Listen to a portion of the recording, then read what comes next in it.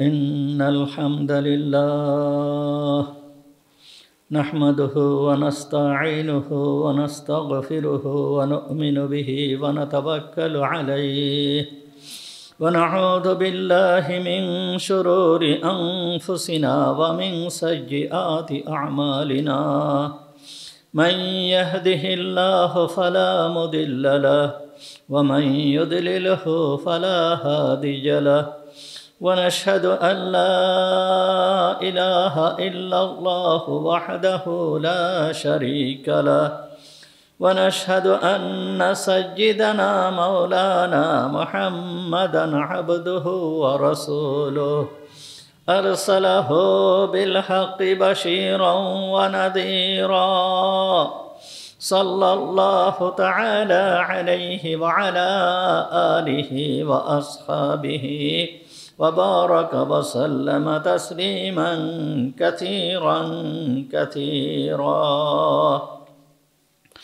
أما بعد فأعوذ بالله من الشيطان الرجيم بسم الله الرحمن الرحيم وكذلك مكنا ليوسف في الأرض يتبوأ منها حيث يشاء نصيب برحمتنا من نشاء ولا نضيع أجر المحسنين ولأجر الآخرة خير للذين آمنوا وكانوا يتقون صدق الله العظيم ونحن على ذلك من الشاهدين والشاكرين اللهم صل على محمد وعلى آل محمد كما صليت على إبراهيم وعلى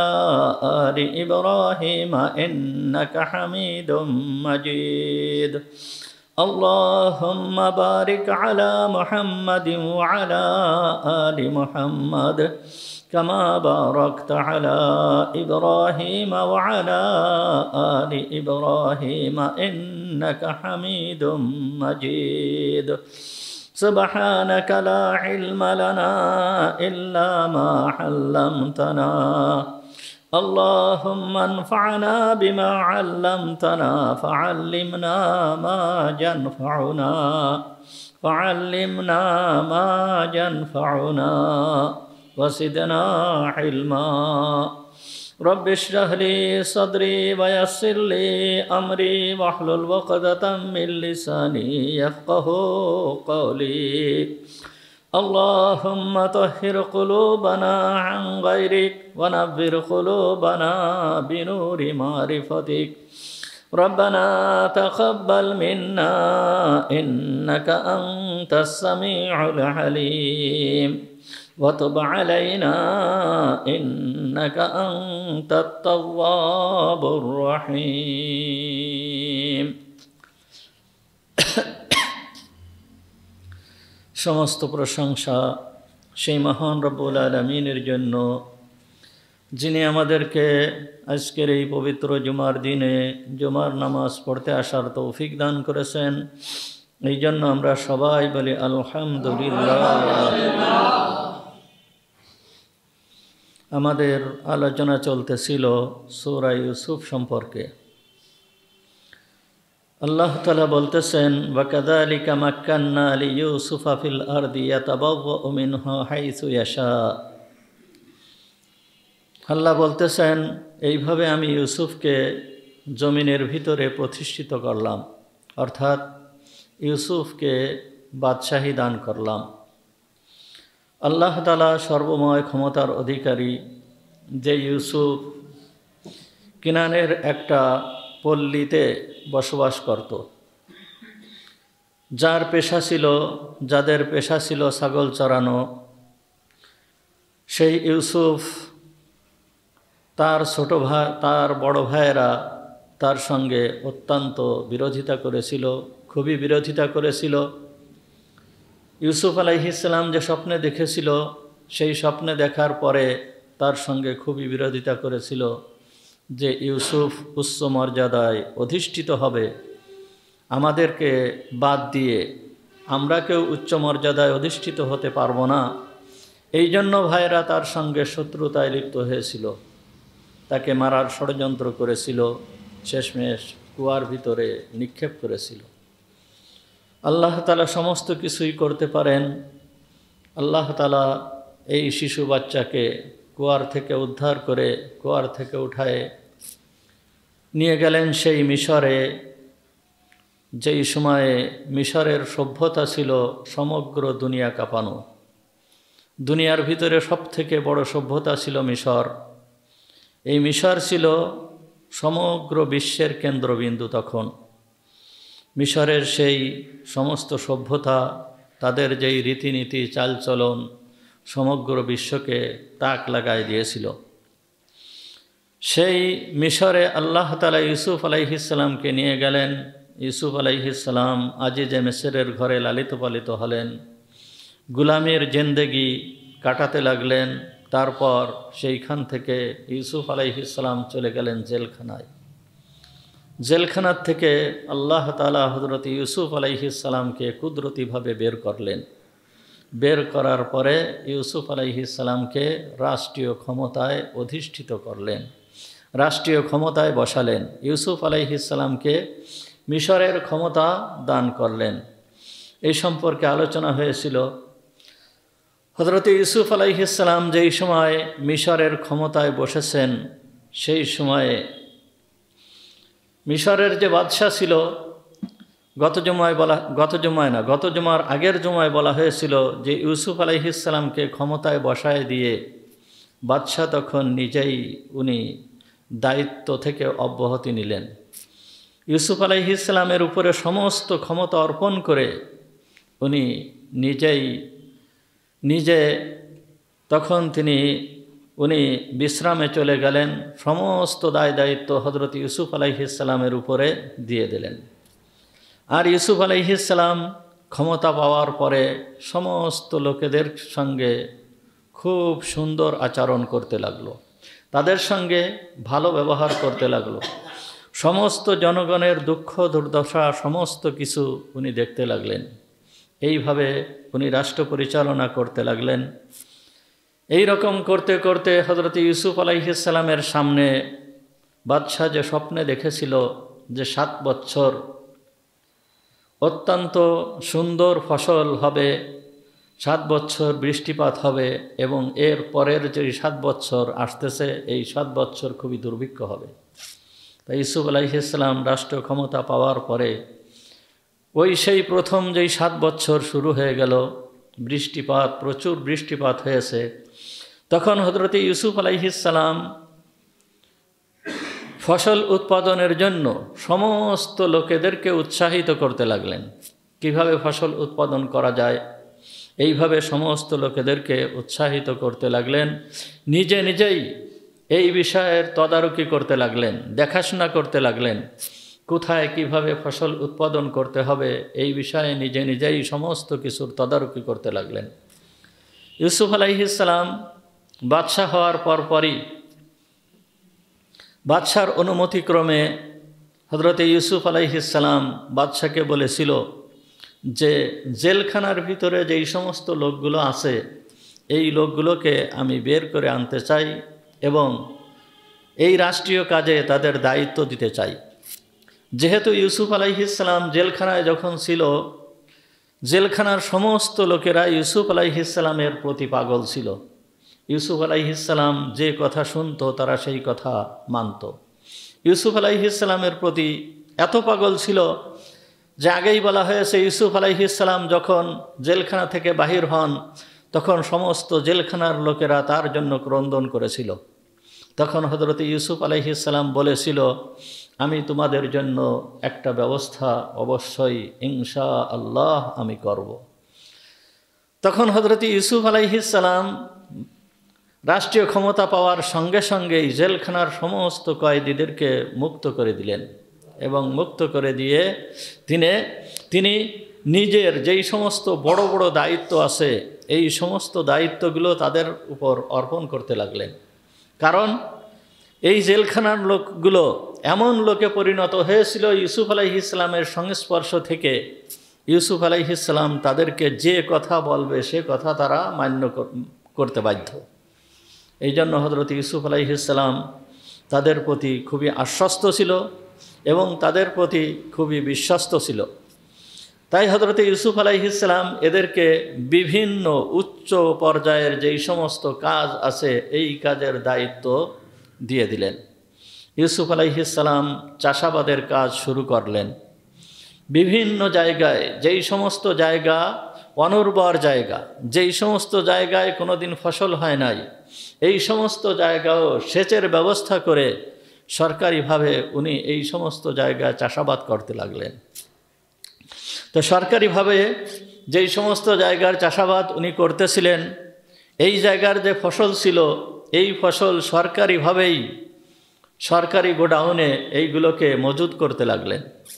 এরপর সমস্ত পাহাড়, সমস্ত যেই জায়গায় মানে ফসল উৎপাদন করার মতন এমন একটা জায়গা উনি বাদ রাখেন নাই যেই জায়গা উনি আবাদ করেন নাই। সমস্ত জায়গা আবাদ করছেন, সমস্ত জায়গা ফসল উৎপাদন করেছেন এবং এই ফসলগুলোকে সংরক্ষিত করার জন্য বিভিন্ন এলাকায় বিশাল বিশাল বড় বড় গোডাউন তৈরি করেছেন। এই ফসল রাখার জন্য বিরাট বিরাট গোডাউন তৈরি করেছেন। সরকারি ব্যবস্থাপনায় উনি এই সমস্ত করেছেন। এরপর সমস্ত লোকেরা ফসল উৎপাদনে লেগে গেল, ফসল উৎপাদন শুরু করে দিল। আর আল্লাহ তাআলা এমন বরকত দিয়েছিলেন, এমন বরকত দিয়েছিলেন যে প্রচুর পরিমাণে ফসল এই 7 বছরে হয়েছে। সরকারি ব্যবস্থাপনায় যেই সমস্ত জমির চাষাবাদ করেছেন এইগুলো সরকারি ব্যবস্থাপনায় সরকারি গোডাউনে রেখে দিয়েছেন। এরপরে অন্যান্য লোকেদের যেই সমস্ত জমি ছিল এই জমির পানির ব্যবস্থা সরকারের তরফ থেকে করেছিল এবং এইগুলোর চাষাবাদের ব্যবস্থা সরকারের তরফ থেকে করেছিল। এই জন্য ইউসুফ আলাইহিস সালাম তাদের কাছ থেকে ফসলের 1/5 অংশ সরকারিভাবে উনি নিয়ে নিলেন। সরকারিভাবে 1/5 অংশ নিয়ে ওই বিশাল বিশাল গোডাউনের ভিতরে সমস্ত খাদ্য মজুত করতে লাগলেন। আর খাদ্যগুলো যে মজুত করেছিল এই খাদ্যগুলো তাদের শীষসহ মানে তাদের গাছসহ এই সমস্ত গোডাউনের ভিতরে মজুত করেছিল যাতে এই খাদ্যগুলো নষ্ট না হয় এবং গবাদি পশু যেইগুলো আছে এইগুলোর খাবারও যাতে হয়ে যায় এই জন্য এই ব্যবস্থাপনা হযরত ইউসুফ আলাইহিস সালাম করেছিল।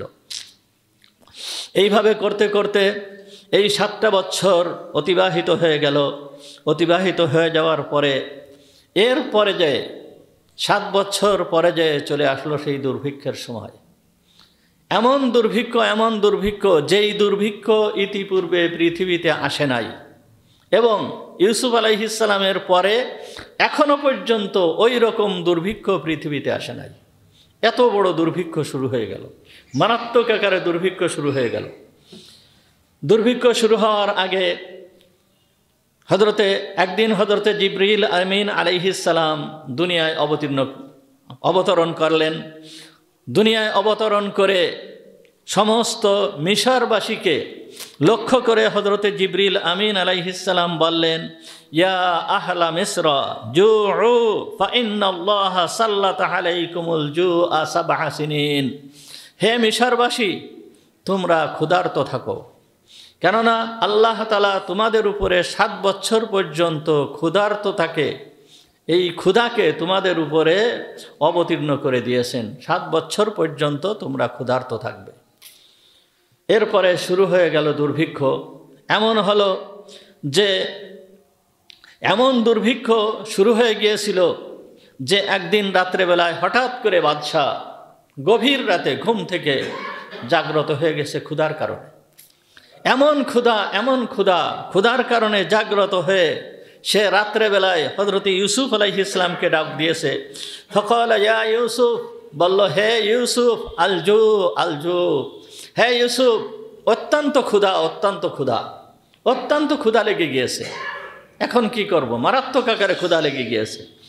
তখন হযরত ইউসুফ আলাইহিস সালাম বললেন, ক্বালা ইউসুফ হাদা আওয়ানুল কাহাত, এইটা হচ্ছে দুর্ভিক্ষের সময় এসে গিয়েছে, সুতরাং এই রকম ধরনের ক্ষুধা আপনার লেগে গিয়েছে, শুধু আপনার নয় সমস্ত লোকেদের ভিতরে এই রকম ক্ষুধার সৃষ্টি হয়ে গিয়েছে। আর এই দুর্ভিক্ষের দুইটা চিহ্ন, দুইটা আলামত ওই সময়ে দেখা গিয়েছিল। একটা হচ্ছে যে মানুষ স্বাভাবিকভাবে যেই পরিমাণ খাবার দাবার সাধারণত খায়, ওই দুর্ভিক্ষের সময় অবস্থা এমন হয়েছিল যে স্বাভাবিকের তুলনায় মানুষের খাদ্যের চাহিদা আরও বেশি হয়ে গিয়েছিল এবং তাদের ক্ষুধা স্বাভাবিকভাবে যেইভাবে ক্ষুধা লাগতো তার থেকে বেশি পরিমাণ ক্ষুধা তারা অনুভব করতে লাগলো। 2 নম্বর হচ্ছে যে যেই পরিমাণ তাদের প্রয়োজন সেই পরিমাণ কোনো কিছুই তারা পেত না, খাদ্য খাবার সেই পরিমাণ পেত না।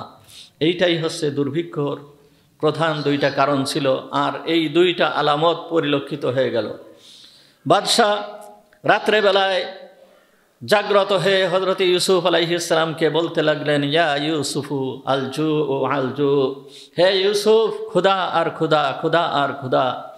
তখন হযরত ইউসুফ আলাইহিস সালাম জাগ্রত হলেন, উঠলেন, উঠে বাদশার জন্য দোয়া করলেন।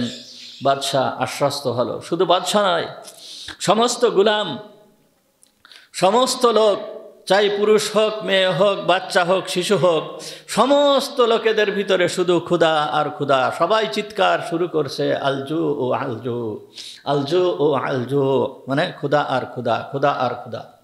এইরকমভাবে চলতেছে। এইরকমভাবে যখন দুর্ভিক্ষ শুরু হয়ে গিয়েছে,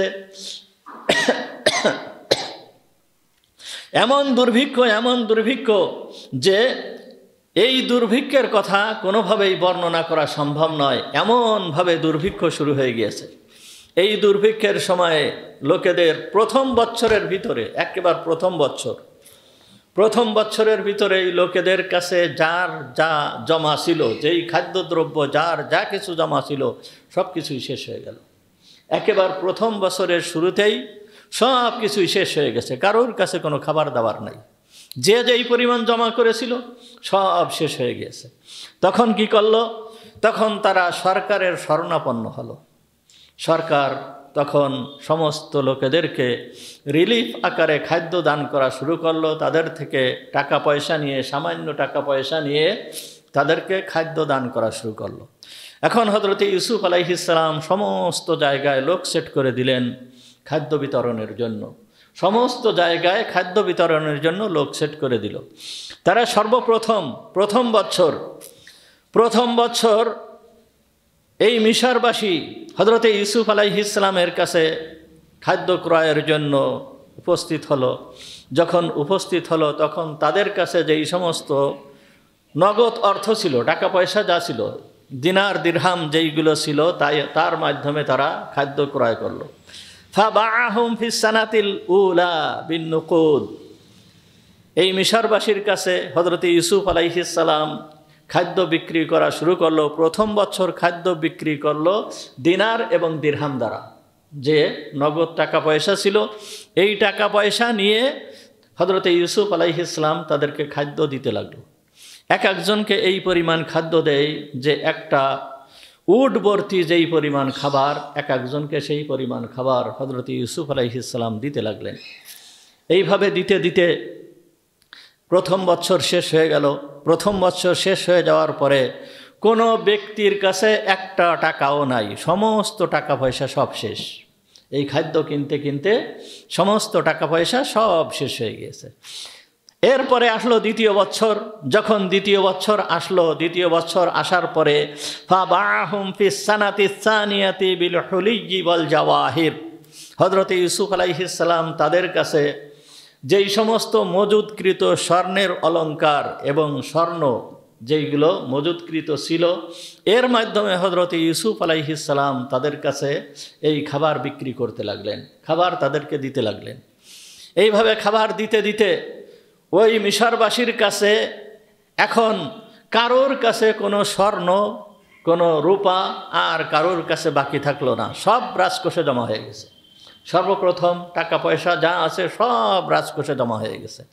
এরপরে সমস্ত লোকেদের কাছে যেই সমস্ত স্বর্ণের অলংকার বা স্বর্ণ এইগুলো ছিল সব রাজকোষে জমা হয়ে গিয়েছে। কোনো লোকের কাছে কোনো স্বর্ণের অলংকার বা কোনো স্বর্ণ এই ধরনের কোনো কিছু নেই।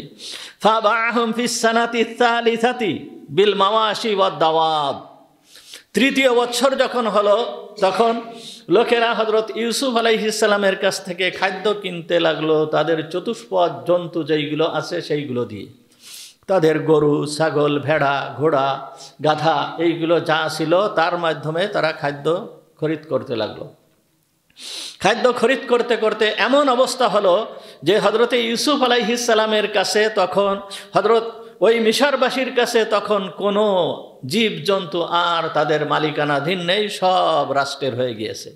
সব কিছুই সরকারের খাতে জমা হয়ে গিয়েছে, সব এখন সরকারের।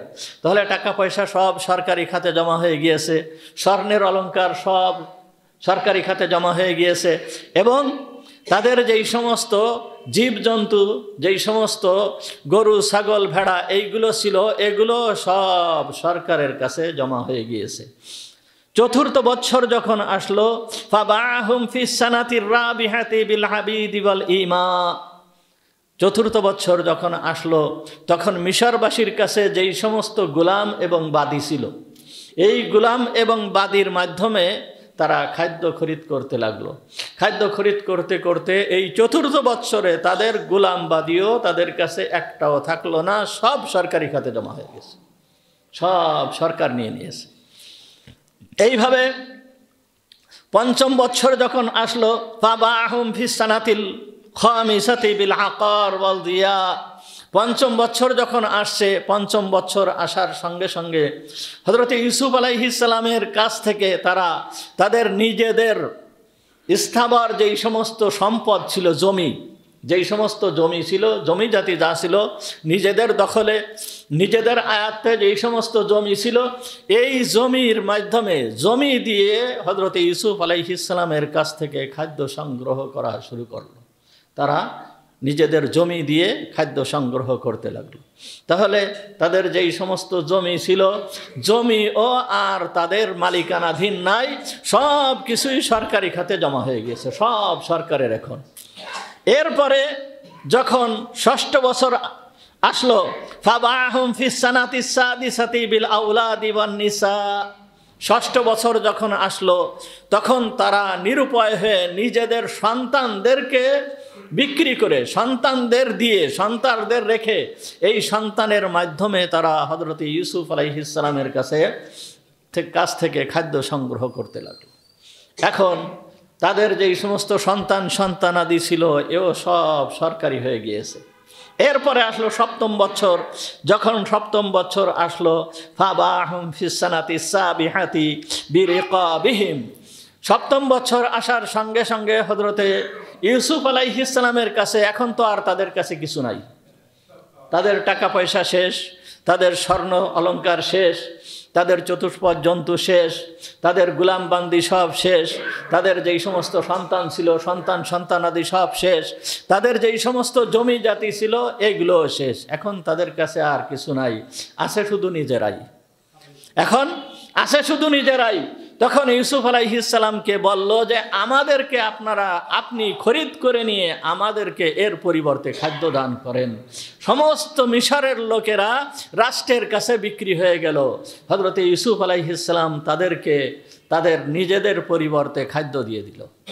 তাহলে হযরত ইউসুফ আলাইহিস সালাম সারা দুনিয়ার ভিতরে এমন একজন বাদশাহ হলেন, আল্লাহ তাআলা তাকে এমন ক্ষমতা দান করলেন যেই বাদশার কাছে সমস্ত সম্পদ সবকিছুই বাদশার কাছে, টাকা পয়সা সব বাদশার কাছে, সোনা দানা যত আছে সব কিছুই বাদশার কাছে, চতুষ্পদ জন্তু বাদশার কাছে, তাদের জমা জমি বাদশার কাছে, ছেলে মেয়ে বাদশার কাছে, এমনকি রাষ্ট্রের যত জনগণ আছে সমস্ত জনগণ বাদশার কাছে দায়বদ্ধ। দেখছেন আল্লাহ তাআলা কত বড় ক্ষমতা দান করেছেন। আল্লাহ তাআলা যদি দেন এইভাবে হয়ে যায়। আর হযরত ইউসুফ আলাইহিস সালাম এই সমস্ত জনগণের প্রতি উনি এত সুন্দর আচরণ করেছেন, কারোর প্রতি দুর্ব্যবহার করেন নাই, কারোর প্রতি দুর্ব্যবহার করেন নাই। এই কঠিন মুহূর্তের ভিতরে, এই 7 বছরের ভিতরে হযরত ইউসুফ আলাইহিস সালাম কোনো দিন পেট পুরে খানা খান নাই, কোনো দিন পেট পুরে খানা খান নাই। দিনের বেলায় শুধুমাত্র নিসফুন নাহার, দিনের বেলায় দুপুর বেলায় শুধুমাত্র উনি একবেলা খাবার খেতেন, আর সারা দিন রাতের ভিতরে উনি খাবার গ্রহণ করতেন না। এমন অবস্থা হয়েছিল যে যেই সময় মিশরের লোকেদের কাছে আর খাবার দাবার কোনো কিছু নাই, এমন এক অবস্থা সৃষ্টি হয়েছিল। তখন হযরত ইউসুফ আলাইহিস সালাম যখন উনি বের হতেন, তখন ওনার চেহারাকে কাপড় দিয়ে ঢেকে রাখতেন। কিন্তু এমন অবস্থা হয়েছে যে ইউসুফ আলাইহিস সালাম এই দুর্ভিক্ষের সময় নিজের চেহারাকে উঠায় দিয়ে, নিজের চেহারার থেকে কাপড়কে উঠায় দিয়ে উনি সমস্ত জনগণের ভিতর দিয়ে ঘুরে বেড়াইছেন। আর জনগণেরা হযরত ইউসুফ আলাইহিস সালামের চেহারার দিকে তাকিয়ে পরিতৃপ্ত হয়ে গিয়েছে। তারা পরিতৃপ্ত হয়ে গিয়েছে, তাদের ক্ষুধা দূর হয়ে গিয়েছে। এইভাবে হযরত ইউসুফ আলাইহিস সালাম সমস্ত জনগণের প্রতি সদ্ব্যবহার করেছেন। ইউসুফ আলাইহিস সালামকে জিজ্ঞাসা করা হয়েছিল যে আপনি সমস্ত ক্ষমতার অধিকারী, আপনি সমস্ত সম্পদ আপনার কাছে, তা আপনি এইভাবে কষ্ট করেন কেন?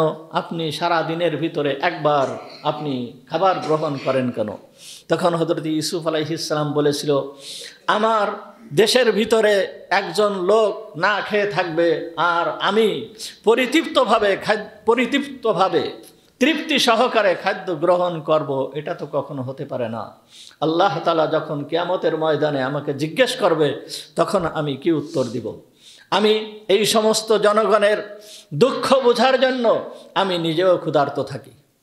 এইভাবে যখন চলতেছিল, সমস্ত সম্পদ যখন রাষ্ট্রের চলে আসলো, সমস্ত সম্পদ রাষ্ট্রের হয়ে গেল, তখন হযরত ইউসুফ আলাইহিস সালাম বাদশাকে বললেন যে দেখেন আল্লাহ তাআলা আপনাকে কেমন অবস্থায় নিয়ে আসছে। আপনাকে আল্লাহ তাআলা কত বড় বাদশা বানিয়েছেন যে এখন আপনি তো এই দেশের ক্ষমতায় ছিলেন, কিন্তু এখন দেখেন দেশের যত সম্পদ আছে সমস্ত সম্পদ আপনার হাতে, যত গোলামবান্দি আছে সমস্ত গোলামবাদী সব আপনার হাতে, যত মানুষ আছে সমস্ত মানুষও আপনার হাতে। এই অবস্থাটা কেমন হয়েছে আপনি এখন বলেন। তখন বাদশা বলেছিল, দেখো ইউসুফ, আমি তো এখন ক্ষমতায় নেই, সমস্ত ক্ষমতা আমি তোমার উপরে অর্পণ করেছি, আমি সমস্ত ক্ষমতা তোমার উপরে অর্পণ করেছি, আমি এখন ক্ষমতায় নেই, আর আমিও চাই না যে ক্ষমতায় থাকবো। এই সমস্ত লোকেরা যেই রকম তোমার গোলাম এবং বাদীতে পরিণত হয়েছে, আমিও তোমার একজন বিশ্বস্ত গোলাম রূপে আমি থাকতে চাই। একথা বাদশাহ হযরত ইউসুফ আলাইহিস সালামকে বলেছিল। তাহলে এখন আপনার আমার বুঝতে হবে যে দেশের জনগণ ইউসুফ আলাইহিস সালামের প্রতি কেমন ছিল। তাহলে ইউসুফ আলাইহিস সালাম ও দেশের এই মিশরের বাদশাহী করেছেন। ইউসুফ আলাইহিস সালাম এই মিশরের বাদশাহী করেছেন, আর ফিরআউনও এই মিশরের বাদশাহী করেছেন। দুই বাদশার ভিতরের পার্থক্য দেখছেন, কত পার্থক্য। ফিরআউন জোরপূর্বক মিশরের উপরে ক্ষমতা চালিয়েছিল। সে ক্ষমতার দাপট দেখিয়ে সমস্ত লোকেদেরকে সে গোলাম বানিয়েছিল। বনি ইসরাইলদেরকে সে জোরপূর্বক গোলাম বানিয়েছিল এবং তাদের উপরে কর্তৃত্ব চালিয়েছিল, কিন্তু বনি ইসরাইলরা তার এই কর্তৃত্বকে গ্রহণ করে নাই, যদিও ফিরআউনের জাতাকলে পিষ্ট হয়েছিল। কিন্তু হযরত ইউসুফ আলাইহিস সালাম এমন বাদশা ছিলেন, ওই মিশরেরই বাদশা, সমগ্র জনগণ তাকে এত ভালোবাসছে এবং সমগ্র জনগণ একথা স্বীকার করছে যে মা রাআইনা কত্তু আযমা মিন ইউসুফ, আমরা ইউসুফ আলাইহিস সালামের মতন এই রকম দয়ালু বাদশা আমরা কখনোই দেখি নাই। তখন বাদশার অনুমতি নিয়ে হযরত ইউসুফ আলাইহিস সালাম যখন দেখলেন যে সমস্ত সম্পদ ইউসুফ আলাইহিস সালামের কাছে, সমস্ত সম্পদ রাষ্ট্রের চলে আসছে, বাদশার অনুমতি নিয়ে তখন হযরত ইউসুফ আলাইহিস সালাম বললেন যে দেখেন এই যে দুর্ভিক্ষ শুরু হয়েছে, এই সমস্ত জনগণকে কিনে নিয়ে, জনগণ আমার অধীনে থাকা সত্ত্বেও আমি এই দুর্ভিক্ষ দূর করতে পারতেছি না। আর জনগণ যে কষ্ট করতেছে, এই যে ক্ষুধার কষ্ট করতেছে, এই কষ্ট আমি দূর করতে পারব। আমি চাচ্ছি এই সমগ্র জনগণকে আমি মুক্ত করে দেব, যেহেতু তারা সবাই রাষ্ট্রের অধীনে চলে আসছে। আমি চাচ্ছি সমগ্র জনগণকে আমি মুক্ত করে দেব এবং তাদের যত সম্পদ রাষ্ট্রের কাছে জমা হয়েছে এই সম্পদকেও আমি তাদের কাছে ফেরত দেব। তখন বাদশাহ ওই কথা বলেছিল, এটা তোমার ইচ্ছা, তুমি যেইটা করবে আমি সেইটা মানব। আমি তোমার একজন বিশ্বস্ত গোলামে পরিণত হয়েছি, সুতরাং তুমি যা করবে আমি সেইটা মেনে নেব। হযরত ইউসুফ আলাইহিস সালাম তখন সমগ্র জনগণকে মুক্ত করে দিয়েছিল এবং তাদের ইস্তাবার অস্তাবার যত সম্পত্তি, যত গোলামবাদী সব তাদেরকে ফেরত দিয়ে দিয়েছিল। ইউসুফ আলাইহিস সালাম বিশ্বস্ত লোক হিসাবে তখন পরিগণিত হলেন। হযরত ইউসুফ আলাইহিস সালাম জনগণকে খাবার দিচ্ছেন, জনগণের ভিতরে খাবার বিতরণ করতেছেন। এই রকম অবস্থায় হযরত ইউসুফ আলাইহিস সালামের কাছে একজন ব্যক্তি আসলো। ফাআতাহু আন্না সাজ্জাদানা ইউসুফ লাম্মা মালিকা মিসরা। যখন হযরত ইউসুফ আলাইহিস সালাম মিশরের বাদশা হলেন, তখন সারাতিল খাজাইনু বিয়াদি, ইউসুফ আলাইহিস সালামের কাছে মিশরের সমস্ত ক্ষমতা, মিশরের সমস্ত ধন সম্পদ সবকিছুই হযরত ইউসুফ আলাইহিস সালামের হাতে। এই সময় আতাহু রাজুলুন ফাকির, এই সময় হযরত ইউসুফ আলাইহিস সালামের কাছে একজন দরিদ্র ব্যক্তি আসলো। সে এসে কি বলল? ফাকাল লাহু আতিনি মিম্মা আতাকাল্লাহ। হে ইউসুফ, তুমি তো আমাকে দিয়েছো, আমি যতটুকু আমার প্রাপ্য তুমি আমাকে দিয়েছো, কিন্তু আমি তোমার কাছে আর একটু বেশি চাচ্ছি। কি? আতিনি মিম্মা আতাকাল্লাহ, আল্লাহ তাআলা বিশেষভাবে তোমাকে যেই সম্পদ দান করেছে তার থেকে তুমি আমাকে কিছু দান করো। তোমার ব্যক্তিগত সম্পদ থেকে তুমি আমাকে কিছু দান করো। তখন হযরত ইউসুফ আলাইহিস সালাম ফাআমারা লাহু বিসাইম মিনাল কুম, হযরত ইউসুফ আলাইহিস সালাম তার যে দায়িত্বশীল ছিল তাকে বলল যে তাকে 100 গম দিয়ে দাও। তখন ফাকাল লাহু জিদনি, যখন 100 গম তাকে ইউসুফ আলাইহিস সালাম দিয়ে দেওয়ার পরে তখন সে বলতেছে যে জিদনি, আমাকে আরও কিছু দাও, আমাকে আরও কিছু দাও। ফা আমার আলাহু বিসা, তখন আবার তাকে আর 100 গম দিয়ে দেওয়া হলো।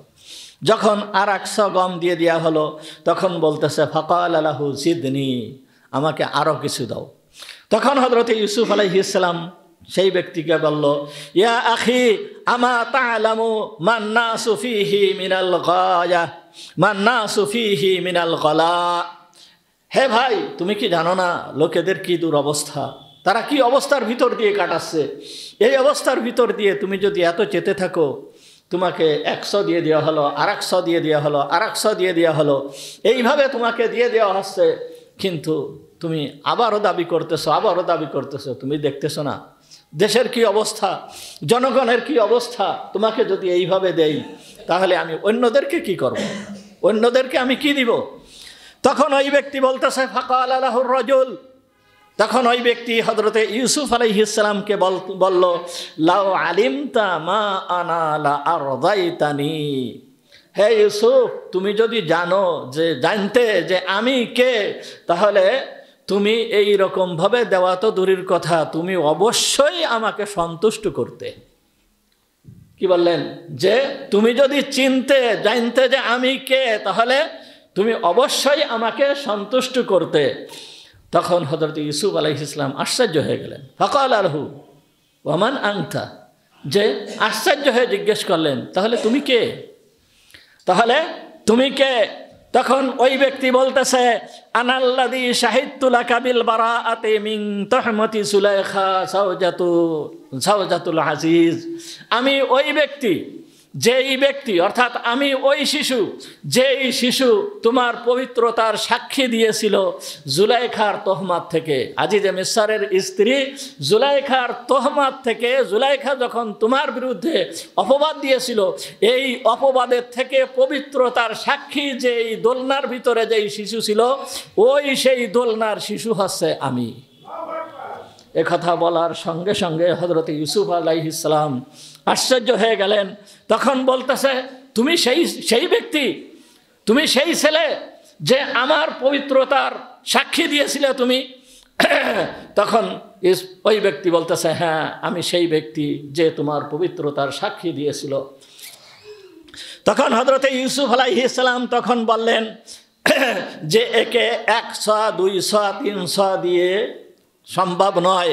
একে যে দায়িত্বশীল ছিল তাকে হযরতে ইউসুফ আলাইহিস সালাম বলল যে ফাআমারা লাহু ইউসুফু বিমিআতি ইরদাব মিনাল কুমহ ওয়া মিআতু দিনার। তখন হযরতে ইউসুফ আলাইহিস সালাম দায়িত্বশীলকে নির্দেশ দিল, তুমি একে 100 ইরদাব গম এবং 100 দিনার তুমি একে দিয়ে দাও। 100 ইরদাব গম, যার পরিমাণ হচ্ছে 105 মণ। আমাদের এই বর্তমান সময়ে 105 মণ গম তুমি তাকে দিয়ে দাও এবং 100 দিনার, যা আমাদের এই সময়ে এর পরিমাণ হচ্ছে প্রায় 6 লক্ষ টাকা। তাহলে 100 মণ, 105 মণ গম আর 6 লক্ষ টাকা হযরতে ইউসুফ আলাইহিস সালাম এই ব্যক্তিকে ওই এক সময় দান করলেন, দিয়ে দিলেন। কিসের কারণে? যে ইউসুফ আলাইহিস সালামের পবিত্রতার সাক্ষী দিয়েছিল সে।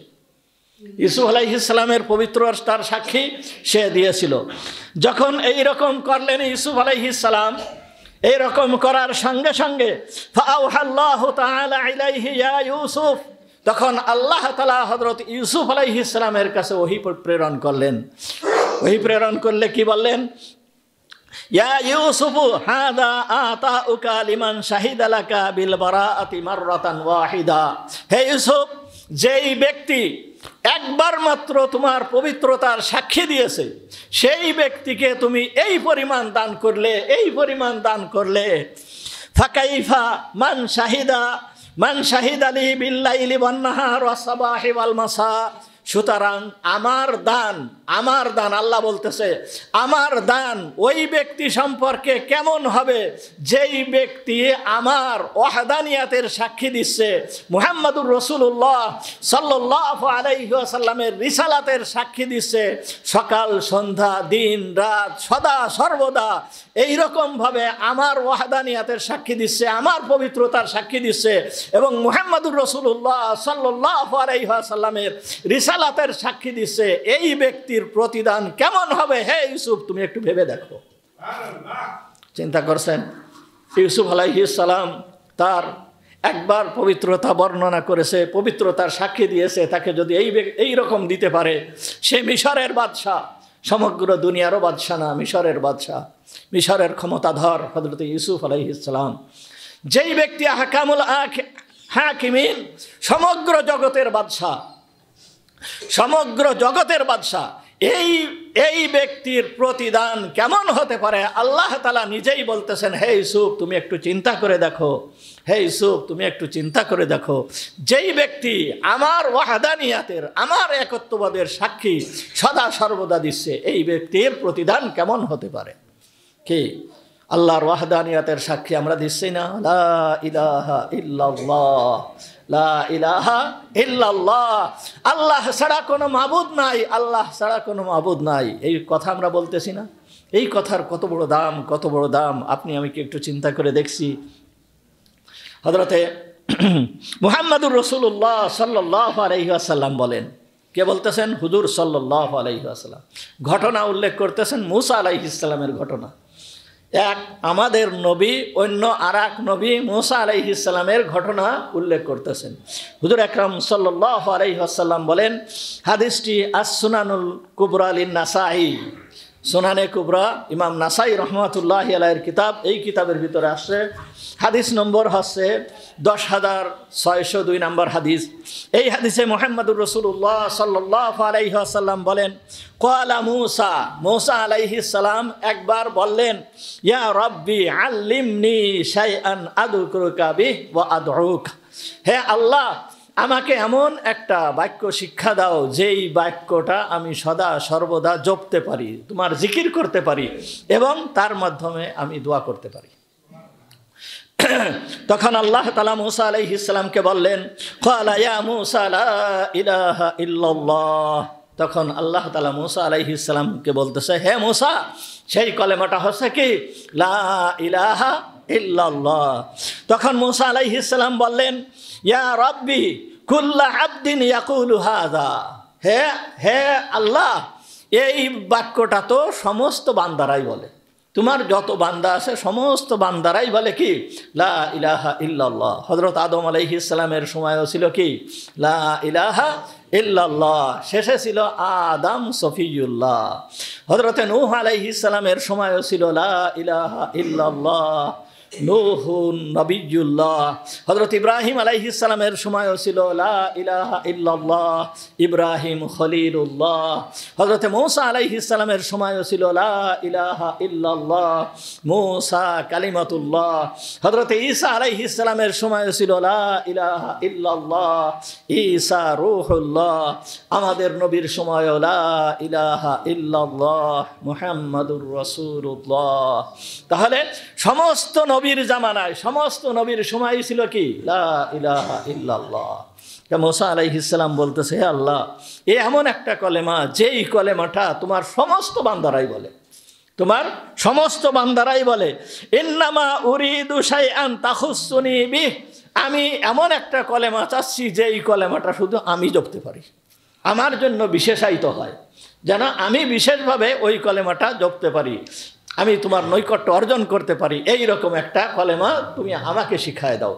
তখন আল্লাহ তাআলা বললেন, ইয়া মূসা, হে মূসা, তুমি শোনো, লাউ আন্না সামাওয়াতি সাবহা ওয়াল আমিরিনা গায়রি, যদি সমগ্র আসমান, সাতটা আসমান, এই সাতটা আসমান এবং সাতটা আসমানের ভিতরে যা আছে সমস্ত ফেরেশতা আমি ব্যতীত, এবং ওয়াল আরদিনা সাবহা, এবং এই সাত তবক জমিন, তাহলে সাত আসমান, সাত আসমানের ভিতরে যা কিছু আছে এবং সাত তবক জমিন, এই জমিনের ভিতরে যা কিছু আছে সমস্ত কিছুকে ফি কিফাতিন, এক পাল্লায় রাখা হয়, ওয়ালা ইলাহা ইল্লাল্লাহ ফি কিফাতিন, এবং অন্য পাল্লায় যদি লা ইলাহা ইল্লাল্লাহ রাখা হয়, মালাত বিহিন্না লা ইলাহা ইল্লাল্লাহ, তাহলে লা ইলাহা ইল্লাল্লাহর এই পাল্লা ভারী হয়ে যাবে।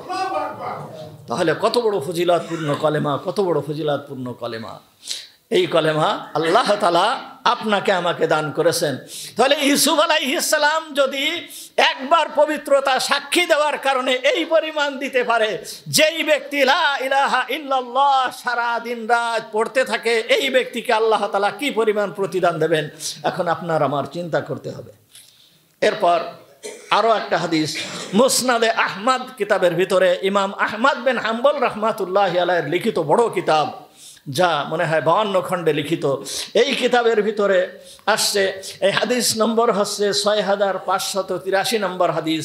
এই হাদিসের ভিতরেও আমাদের নবী মুহাম্মদুর রাসূলুল্লাহ সাল্লাল্লাহু আলাইহি ওয়াসাল্লাম বলতেছেন যে নূহ আলাইহিস সালামের ঘটনা, হযরতে নূহ আলাইহিস সালামের ঘটনা উল্লেখ করে হুজুর সাল্লাল্লাহু আলাইহি ওয়াসাল্লাম বলতেছেন, ইন্না নাবিয়্যাল্লাহি নূহান সাল্লাল্লাহু আলাইহি ওয়াসাল্লাম লাম্মা হাযারাহুল ওয়াফাত, নূহ আলাইহিস সালামের যেই সময় মৃত্যুর সময় নিকটবর্তী হলো, তখন ক্বালা লি ইবনিহি, তার ছেলেকে উনি ডাকলেন, ডেকে বললেন, ইন্নী কাসুন আলাইকাল ওয়াসিয়্যা, আমি তোমাকে একটা ওসিয়াত করতেছি, আমুরুকা বি ইসনাইন, তোমাকে দুইটা জিনিস সম্পর্কে আমি আদেশ করব, ওয়া আনহাকা আন ইসনাইন, এবং দুইটা জিনিস থেকে তোমাকে বিরত থাকতে বলবো, দুইটা জিনিসের আদেশ করব আর দুইটা জিনিস থেকে তোমাকে বিরত থাকতে বলবো।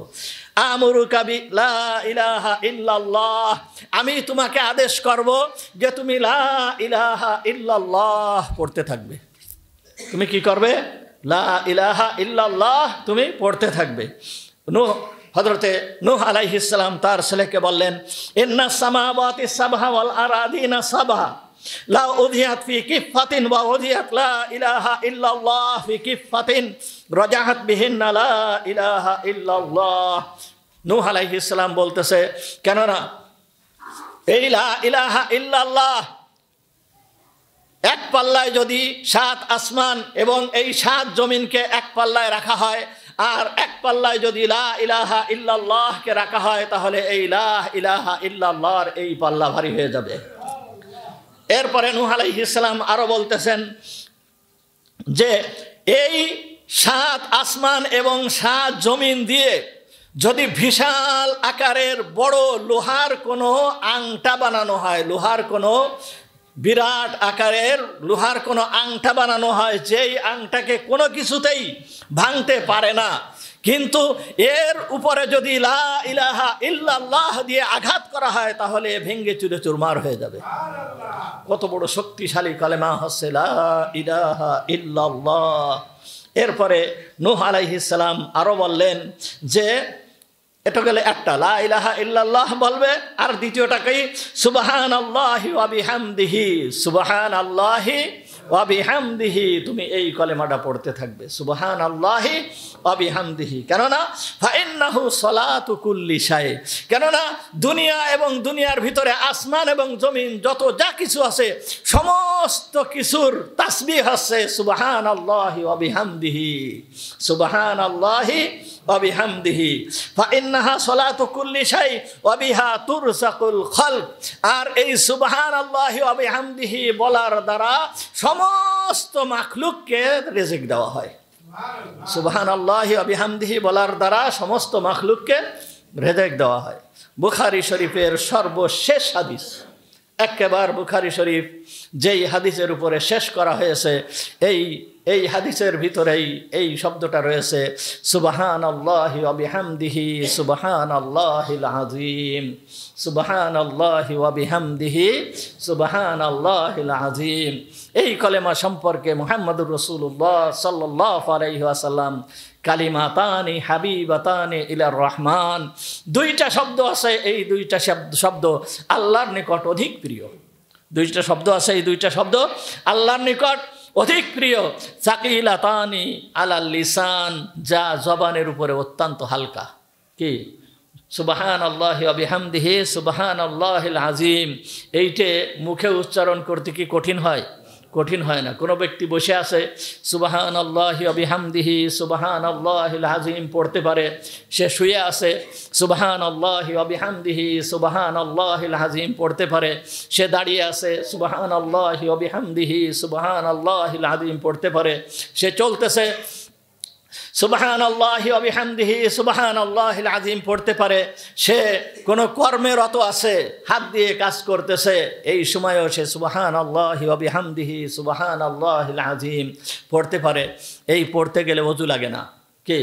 ওযু লাগে না, ওযু করা লাগে না, বিনা ওযুতেও পড়তে পারে, ওযুর সাথেও পড়তে পারে। এই জন্য রাসূল বলছেন যে এই দুইটা কলেমা জবানের উপরে অত্যন্ত হালকা, মানে পড়তে কষ্ট হয় না। কিন্তু সাকিলাতানি ফিল মিজান, এই কলেমা দুইটা মিজানের পাল্লায় অত্যন্ত ভারী হবে, অত্যন্ত ভারী হবে, মিজানের পাল্লায় অত্যন্ত ভারী হবে। তাহলে আল্লাহর নিকট অত্যন্ত প্রিয় এবং মিজানের পাল্লায় অত্যন্ত ভারী। সুবহানাল্লাহ, একবার সুবহানাল্লাহ বললে কি পরিমাণ সব হয়, কি পরিমাণ সব হয়। দেখেন হযরতে সুলাইমান আলাইহিস সালাম, হযরতে সুলাইমান আলাইহিস সালাম উনি একবার আকাশে ভর করে চলতেছেন, মানে আকাশ দিয়ে উড়ে চলতেছেন। আল্লাহ তাআলা সুলাইমান আলাইহিস সালামকে এমন বাদশাহ বানিয়েছিলেন, সমগ্র পৃথিবীর ভিতরে ওই রকম বাদশাহ আর কাউকে বানান নাই। যত বাদশাহ ছিল দুনিয়ার বুকে 4 জন, এর ভিতরে মতানক্য আছে 3 জন সমগ্র দুনিয়ার বাদশাহ ছিল। তার ভিতরের 2 জন ছিল মুসলমান বাদশাহ আর 2 জন ছিল বিধর্মী। মুসলমান বাদশাহ ছিল, একজন ছিল সুলাইমান আলাইহিস সালাম আর একজন ছিল যুলকারনাইন, কোরআনের ভাষায় বলা হয়েছে যুলকারনাইন। তো অন্যান্য যত বাদশাহরা আছে তাদের বাদশাহী জমিনের উপরে চলে, অন্য কোনো মানুষের উপরে চলে, অন্য কোনো মাখলুকের উপরে চলে না। কিন্তু সুলাইমান আলাইহিস সালামের বাদশাহী সমগ্র জমিনের উপরে চলছে, সমগ্র মাখলুকের উপরে চলছে। এমনকি জিনদের উপরেও সুলাইমান আলাইহিস সালামের বাদশাহী চলছে। এমনকি আকাশেও সুলাইমান আলাইহিস সালামের বাদশাহী চলছে। আকাশকেও বাতাসকেও সুলাইমান আলাইহিস সালাম যেই হুকুম করতেন বাতাস সেই হুকুম মেনে নিতে বাধ্য ছিল। আল্লাহ তাআলা সুলাইমান আলাইহিস সালামকে এই রকম ক্ষমতা দিয়েছিলেন, এই রকম বাদশাহ বানিয়েছিলেন। সুলাইমান আলাইহিস সালাম এই তার সৈন্য, মন্ত্রী পরিষদ এবং লোক লস্কর নিয়ে বাতাসের উপরে ভর করে চলতেছেন। এমন সময় একজন গ্রাম্য কৃষক, সেই কৃষক তার জমিনে চাষ করতেছে, জমিনে ফসল লাগাবে এই জন্য চাষাবাদ করতেছে। হঠাৎ করে দেখে যে তার সেই যখন চাষ করতেছে জমিনের রৌদ্র বন্ধ হয়ে গেছে, ছায়া পড়ে গিয়েছে, আর এই ছায়াটা যাচ্ছে না তাড়াতাড়ি। সে মনে করলো কি ব্যাপার, এখন এইরকমভাবে ছায়া পড়ে গেল আর ছায়াটা যাচ্ছে না। তখন আকাশের দিকে সে মুখ তুলে তাকাইছে, সূর্য দেখতেছে। যখন আকাশের দিকে মুখ তুলে তাকাইছে তখন দেখে যে সুলাইমান আলাইহিস সালাম তার লোক লস্কর সমস্ত কিছু নিয়ে ওই বাতাসের উপরে ভর করে চলতেছে, আর ওই চলার ওই অবস্থায় রৌদ্র বন্ধ হয়ে গিয়েছে। তখন ওই কৃষক ওই দিকে তাকিয়ে বলে ফেলছে, সুবহানাল্লাযী উতিয়া আলা দাউদা মুলকান আযীমা। এই কথা ওই কৃষক বলছে, সুবহানাল্লাহি। কি বলছে? সুবহানাল্লাহি, আল্লাহ পবিত্র, ওই আল্লাহ যেই আল্লাহ দাউদের বংশধর সুলাইমানকে এত বড় বিশাল রাজত্ব দান করেছেন। এ কথা এই দুনিয়ার থেকে যেই সমস্ত কথাবার্তা আমরা বলি, তাই না, আলহামদুলিল্লাহ, সুবহান আল্লাহ, আল্লাহ আকবার, যেইগুলো আমরা বলি এইগুলো আল্লাহর দিকে উঠে যায়, জমিনের থেকে উপরে ওঠে। ইয়াসআদু ইলাইহিল কালিমিত তাইয়্যিব, কোরআনের ভিতরে আল্লাহ তাআলা বলতেছেন আল্লাহর কাছে এই ভালো ভালো কলেমাগুলো উঠে যায়। আমাদের নিকটে থেকে এই কলেমাগুলো কি হয়? উপরের দিকে উঠে যায়। তা এই কলেমা যখন উপরের দিকে উঠে যাচ্ছে, কি সুবহানাল্লাহি, সুবহানাল্লাহিল আল্লাযী উতিয়া আলা দাউদা মুলকান আযীমা, এই সুবহানাল্লাহ শব্দ যখন এইভাবে উঠে যাচ্ছে, হযরতে সুলাইমান আলাইহিস সালামের কানে এই শব্দ লাগছে। লাগার সঙ্গে সঙ্গে সুলাইমান আলাইহিস সালাম এই সব বাতাসকে নির্দেশ দিল এইখানে নামাও। তখন সুলাইমান আলাইহিস সালাম নামলেন। নামার পরে ওই কৃষককে জিজ্ঞেস করতেছে, ভাই তুমি কি শব্দ বলেছো, আর একবার এই শব্দটা বলো। তখন কৃষক তো আশ্চর্য হয়ে গেছে, নিজের ভিতরে একটু ভয় পেয়ে গেছে। কি, সুলাইমান আলাইহিস সালাম হয়তো কোথাও যাচ্ছিল আর তিনি নেমে চলে আসছেন, আমার কি কোনো অপরাধ হয়ে গেল কি কিনা, এই জন্য উনি একটু ভীত হয়ে গিয়েছেন। সুলাইমান আলাইহিস সালাম তাকে আশ্বস্ত করলেন, তোমার কোনো ভয় নাই, তোমার এই শব্দটা আমার কাছে এত পছন্দ হয়েছে, এত পছন্দ হয়েছে, তুমি কি শব্দটা বলেছিলে আবার একটু বলো। তখন বলতেছে, হুজুর আমি তো এই কথা বলেছিলাম, সুবহানাল্লাহিল্লাযী উতিয়া আলা দাউদা মুলকান আযীমা, আমি তো এই শব্দ বলেছি। তখন সুলাইমান আলাইহিস সালাম বললেন যে তুমি এমন একটা শব্দ বলেছো সুবহানাল্লাহ, যেই শব্দটা বলেছো এই শব্দটা এত দামি, এত দামি, এই সুলাইমানের সমগ্র রাজত্বকে যদি এক পাশে রাখা হয় আর এই সুবহানাল্লাহকে যদি এক পাশে রাখা হয় তাহলে সুবহানাল্লাহর এই পাল্লা ভারী হয়ে যাবে। কত বড় ফজিলতপূর্ণ কথা, কত বড় ফজিলতপূর্ণ কথা। এই সমস্ত কথা, এই সমস্ত শব্দ আল্লাহ তাআলা আপনাকে আমাকে দান করেছেন আপনার আমার মর্যাদা বৃদ্ধি করার জন্য। দেখেন একবার সুবহানাল্লাহ বললে কি হয়। সুনানুত তিরমিজি শরীফের ভিতরে হাদিস আসছে, তিরমিজি শরীফের 3446 নম্বর হাদিস। সময় শেষ হয়ে গেছে।